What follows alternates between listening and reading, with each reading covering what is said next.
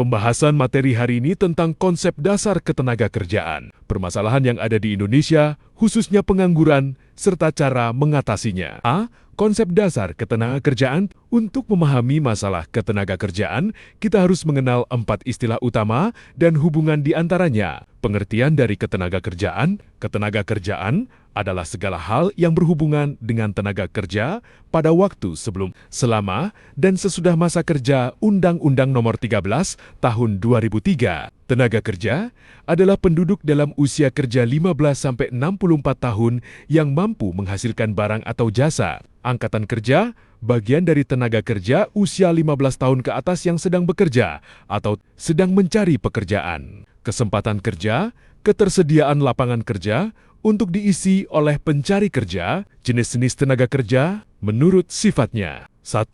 Tenaga kerja jasmaniah, menggunakan tenaga fisik. Contohnya, tukang bangunan, supir, buruh angkut. 2. Tenaga kerja rohaniah, menggunakan pikiran atau ide. Contohnya direktur, konsultan, dosen, menurut kualitasnya. 1. Tenaga kerja terdidik, berpendidikan tinggi dan ahli. Contohnya dokter, insinyur, akuntan. 2. Tenaga kerja terlatih, punya keahlian dari pengalaman atau pelatihan. Contohnya montir, penjahit, sopir. 3. Tenaga kerja tidak terdidik dan tidak terlatih, tidak butuh keahlian khusus. Contohnya tukang sapu, kuli panggul, tukang sampah, dan lain-lain. B. Permasalahan ketenaga kerjaan di Indonesia. Terdapat 5 permasalahan utama yang dihadapi Indonesia. 1. Tingkat pengangguran tinggi, artinya jumlah pencari kerja lebih besar dari lapangan kerja. 2. Jumlah angkatan kerja tinggi, artinya pertambahan jumlah penduduk tinggi, namun lapangan kerja terbatas. 3. Rendahnya pendidikan dan keterampilan, artinya lulusan sekolah sering tidak sesuai dengan kebutuhan industri atau dunia kerja. 4. Penyebaran tidak merata, artinya lapangan kerja terkonsentrasi di Pulau Jawa, sehingga menyebabkan urbanisasi. 5. Perlindungan ketenaga kerjaan kurang, artinya masih ada upah di bawah standar atau K3 keselamatan kerja yang kurang memadai. C. Pengangguran, unemployment. Pengangguran adalah orang yang termasuk dalam angkatan kerja tapi tidak bekerja dan sedang mencari pekerjaan. Jenis-jenis pengangguran. 1.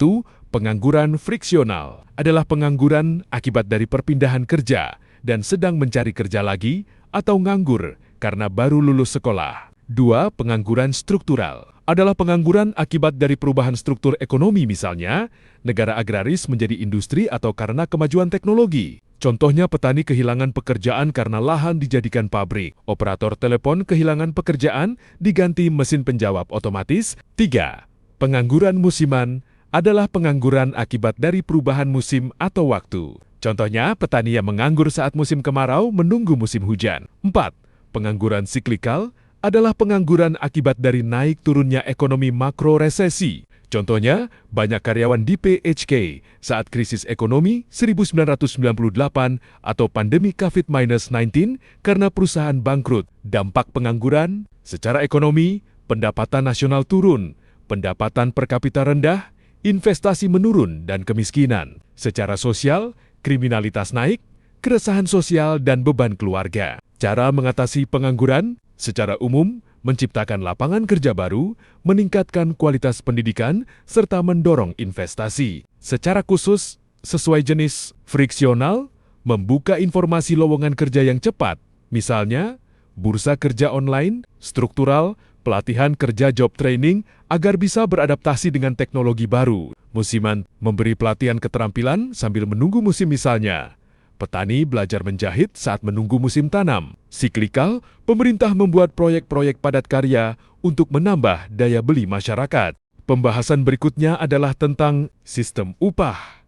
Upah adalah balas jasa yang diterima pekerja. Ada beberapa sistem pembayarannya. Sistem waktu adalah upah yang dibayarkan berdasarkan lama waktu kerja jam atau hari bulan. Contohnya, tukang dibayar Rp50.000 per hari. Jika bekerja 5 hari, maka upahnya 5 dikalikan Rp50.000 sama dengan Rp250.000. Sistem prestasi hasil adalah upah berdasarkan jumlah barang yang dihasilkan. Contohnya, tukang jahit dibayar Rp5.000 per baju. Jika membuat 10 baju, maka upahnya 10 dikalikan Rp5.000 sama dengan Rp50.000. Sistem borongan adalah upah berdasarkan kesepakatan total pekerjaan sampai selesai. Contohnya membangun gazebo seharga Rp5 juta. Berapapun lama pengerjaan dan banyaknya pekerja, total yang dibayar tetap Rp5 juta.